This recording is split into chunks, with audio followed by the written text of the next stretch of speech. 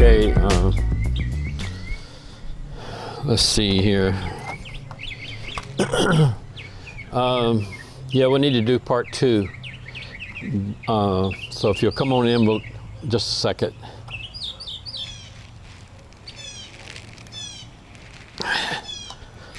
All right, come on in.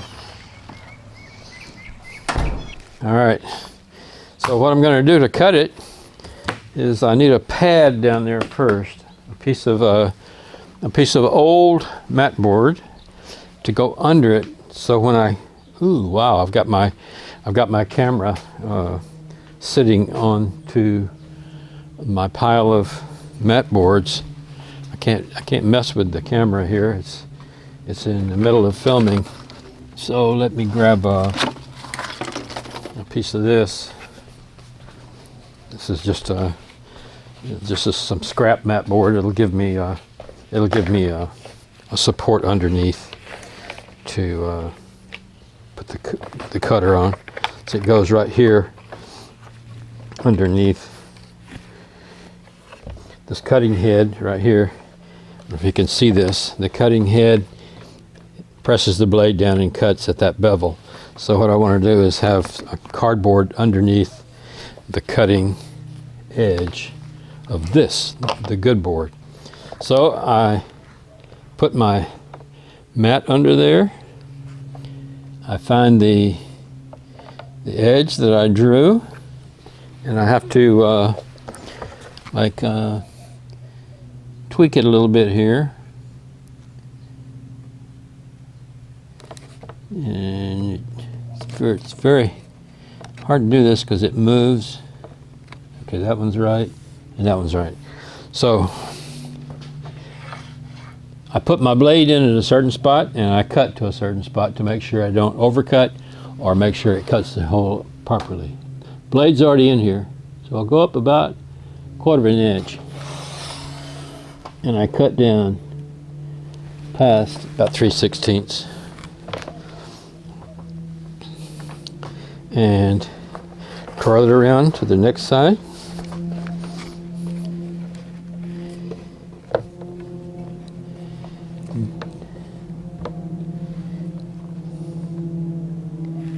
And about there. So I've got my lines, so I got a guide already drawn in there. 1/4 inch above the line. About 3/16 or 1/4 below. See if that'll stay there. It didn't quite go all the way through, so I'm going to take a loose razor blade and see, pop, it just cut just a little fraction of a cut there that needed to be done. I come around to this side. I put the bar down. This brings back memories. Oh, memories from the frame shops.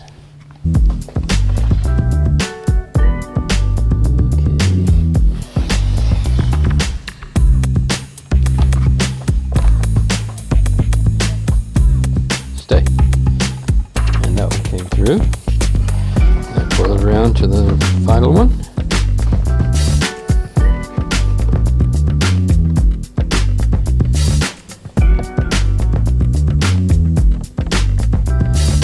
Okay. Well, the time it takes me to cut a mat at a commercial picture frame place in a production shop, they could have already cut 6 mats, but I don't care. Okay.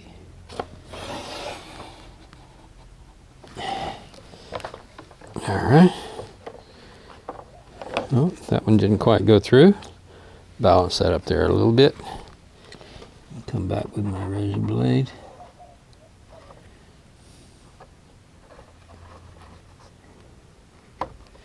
Cut that one through.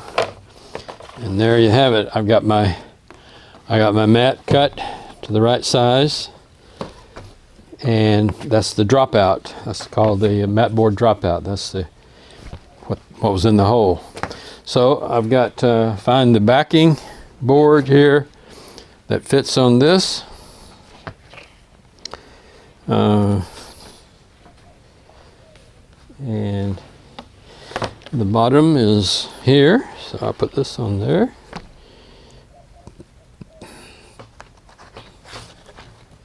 And I have to position the print under there at the right spot with the appropriate spacing on the sides. I allowed myself a 1/2 inch. And there you have it. Bob's your uncle. Now I have to carefully tape that picture in there at the top, and then the next step is to put the shrink wrap on it. But I'm going to do the exact same cutting for the second print, but it's a vertical print instead of, I mean, it's a what do they call it? Portrait position. This one's landscape position. All right.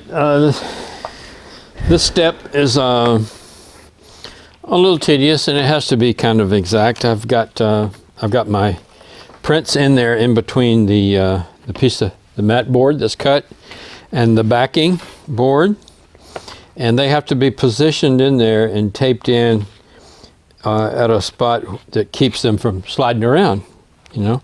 So what I will do is kind of move them around while they're under the window of the mat, positioning them with the 1/2 inch on the sides and top, and a little bit more at the bottom. So I need to slide this up a little bit. Okay.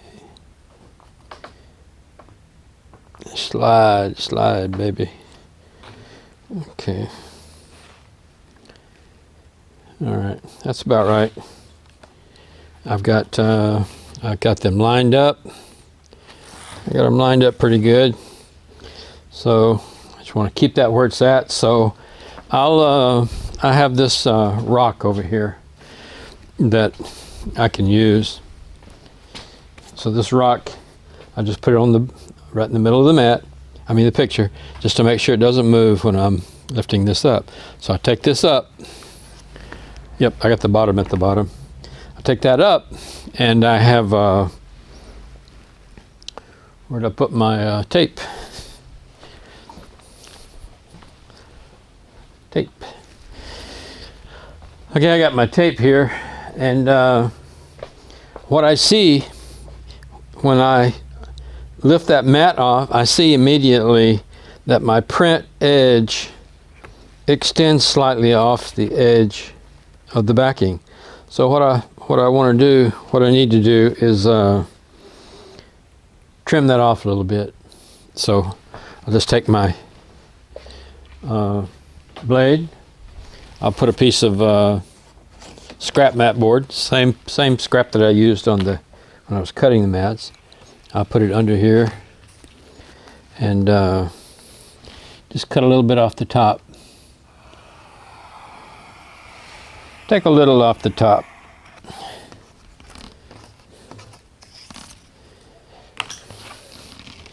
Now, let me check it again, because of course I moved it around doing that. And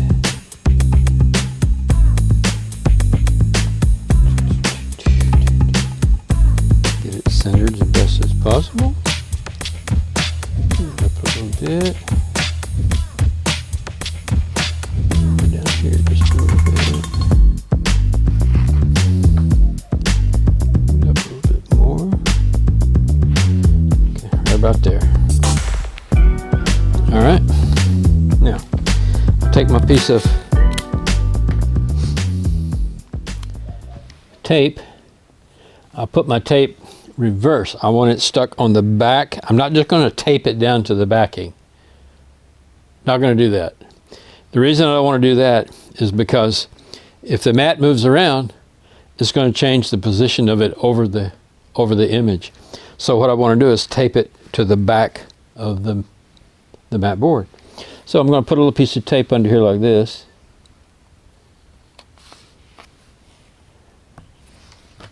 And a little piece of tape under here like this. to the back of the picture, and it's moving. You can see it's moving, but it doesn't really matter right now. What I want to do is put the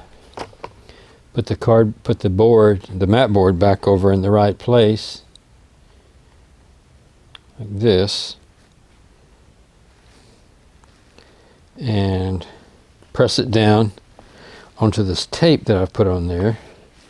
Press it down onto there, and very carefully lift it up, and then press it down a little bit better. Now, a real purist, which is what I probably will do eventually, is take some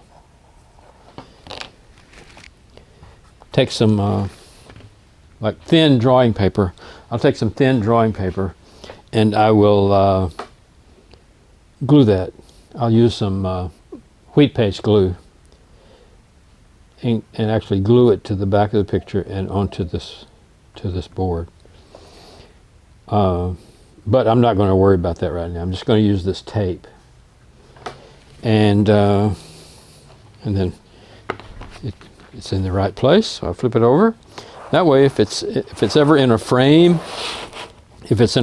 or hang on the wall or something, and this mat shifts position slightly, if the mat shifts position, it's still got the image taped to the back of the mat. It's not taped to the backing board, where it would like look crooked if the mat slides around. So it's a little nitpicky, but it's just one of those things you have to account for if you're displaying artwork. The other image I'm going to do exactly the same way, and then we'll go from there to the shrink wrap phase. All right, let's see here. I've got both images matted. I've got them adhered to the back of the mat board. I've got the mat kind of stuck in just two little places with double-sided tape to keep them from not sliding around on me. And this is the same way, but I've got it face down. So what I'm going to do to protect them, just for this little show that I'm putting these in, is I have this plastic. It's a plastic wrap. You're familiar with it. It's called shrink wrap. A lot of commercial packaging is done with shrink wrap. What it is, it's a plastic material that is wrapped around a product, and then when heat is applied, it shrinks up to it nice and tight and just gives it a protective covering. So I've adapted it to my use here, and I have two rolls of this. This roll here is a little bit thicker than the other roll, and I'm going to try this. If I burn a hole in it, I'll have to back up and do another one. Now, sometimes I do that if I put too much heat to it. And my roll, in the process of sitting on the shelf, my roll of shrink wrap has been bumped, and it's got several little holes in it. So I had to roll it down to a part where I didn't have holes already on the front. So I will I'll take it right here and cut a little piece of it off here. If I can do it without.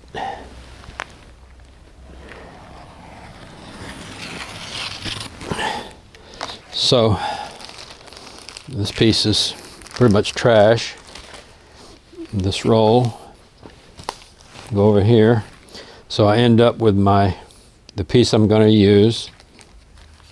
I will slide it over this way a little bit and then overlap it. And where it overlaps, I will use some tape. I'll put some just Scotch tape. I'll put some Scotch tape on it. It doesn't have to be real tight. It's better if it's not, actually. So I'll tape it on the back here, several places, and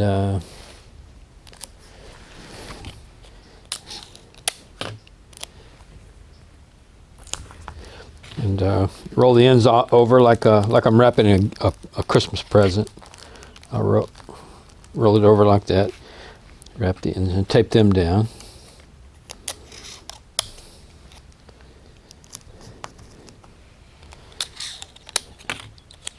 Haven't used this in a while, so I'm not really adept at it. I'm not really practiced professional shrink wrapper.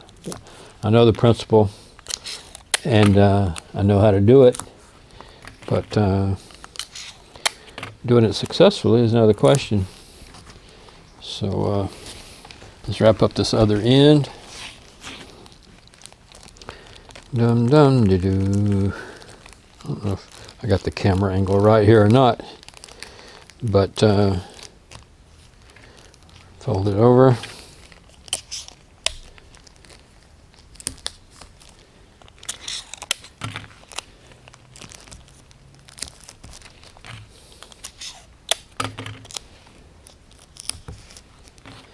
And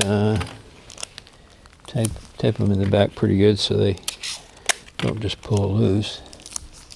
Now, these places where I had holes bumped, I'll put some tape over those holes. And so the way it is now, you see, I've got plastic. I've got plastic over the front, but it's loose. So what I'm going to do is hit it with the heat gun now. Let's get this piece out of the way. I don't want to ruin that. I got my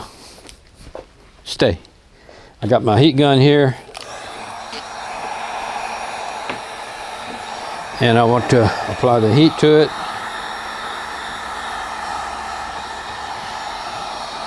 I start from way back. The heat starts getting to it, and it'll start shrinking up.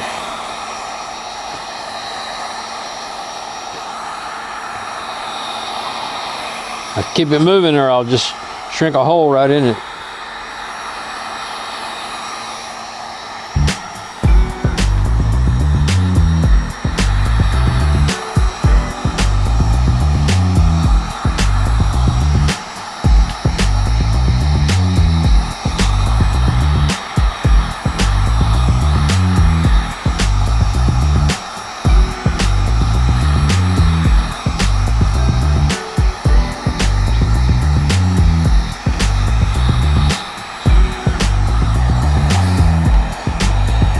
Cord here.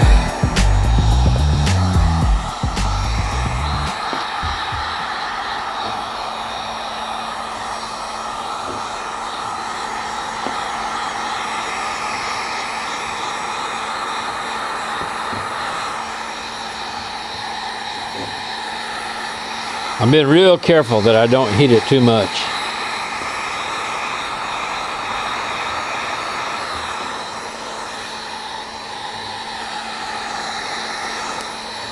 Let's flip it over. Let's do some on the front here.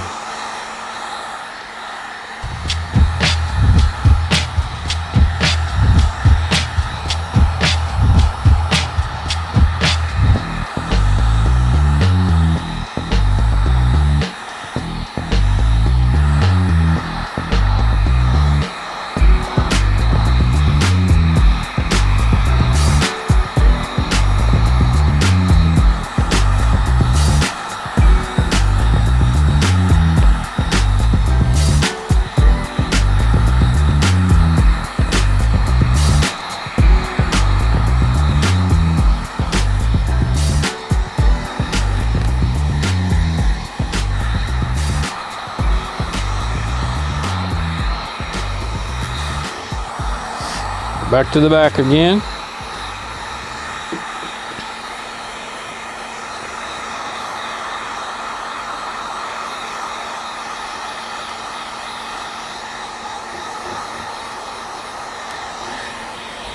You know, they got used. I think it's the same material they use for those little toys, that the little shrinky that they make keychains and things. And you can draw on them and then put them in the oven, and the plastic shrinks up. Same principle. Well, I got a little blemish right there. I hope it doesn't develop a hole.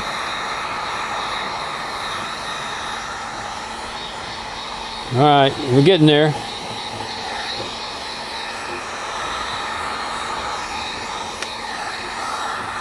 Don't want to take it too far.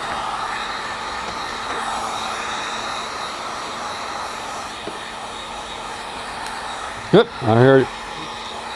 I heard it stretching. All right, that might do it. Oh, let's put a little more on the front here.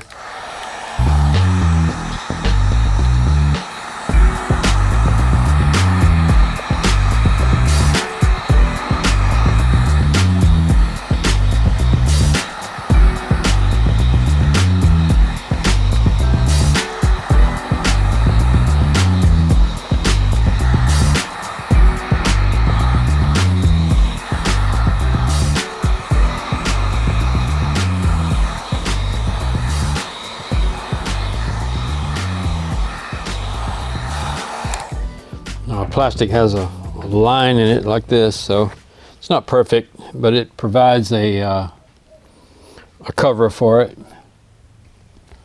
And I didn't see that line in the plastic before, but it's okay, it'll have to do. But this is covered enough to put in the show, and I think it'll be all right. I'll look at it again tomorrow morning. And if it's loosened up any, I'll hit it again with the plastic wrap. And that's pretty much it. Put my name on the back with a marker, and it's ready to show pretty much.